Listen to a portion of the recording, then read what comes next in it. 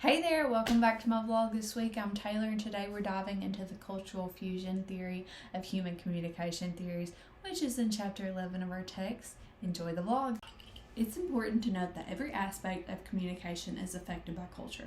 Cultural fusion theory is a part of the cultural adaptation theory that was developed by Stephen Koeltger and Eric Kramer, which builds on a differential adaptation theory and the integrative theory of intercultural adaptation.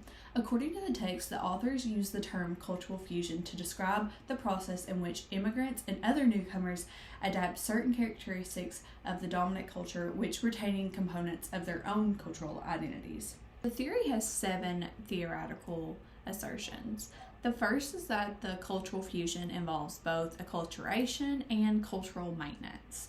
For instance, an Indian who moves to the United States later decided to stay will likely adapt to the United States culture, like watching American football, while still maintaining their Hindu culture, like celebrating Hindu holidays and rituals. The second assertion results in a greater functional fitness, which is the third pillar of the theory. Based on the previous example, the Indian family were likely to be homesick and frustrated when they first came to America. However, with time, he learned to adjust and to balance in between the American culture and the Hindu culture. The fourth argument really emphasizes the role of communication ability in fostering transitions between immigrants and dominant cultures. The fifth proposition highlights that intercultural integration is also supported by participating in dominant and minority communication activities. So, according to this proposition, the Indian had likely talked to another Indian friend who had studied in the United States, and they helped him prepare for what he would encounter once he moved to America. The sixth proposition refers to the pressure that outsiders confront from prevailing culture. The prevailing culture can urge newcomers to adapt, especially if they're perceived to be a threat. The last proposition suggests that cultural fusion implies that a tendency to acculturate or change that leads to increased change. Resistance to change to the dominant culture will only likely lead to having a difficult time in America for the Indian family that moves to the United States. I find this theory intriguing and useful because it's a celebration of diversity and creativity.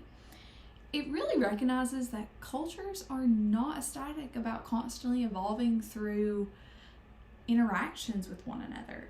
This theory sparks my imagination because it really reflects on the multicultural world we live in, where boundaries between cultures blur and new forms of expression emerge.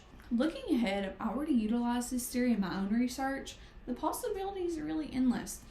For example, I could explore how cultural fusions manifest in online communications, examining how individuals from diverse cultural backgrounds interact or create new forms of digital culture. Another avenue that could be investigating is the role of cultural fusion in shaping organizational communication practices, particularly in global companies where employees from different cultural backgrounds collaborate. And that brings us to the end of today's vlog. I hope you guys enjoyed our exploration of cultural fusion theory of communications. Don't forget to tune in next week as we continue our journey through the fascinating world of the communication theories. Thank you guys for watching, and I'll see you next time.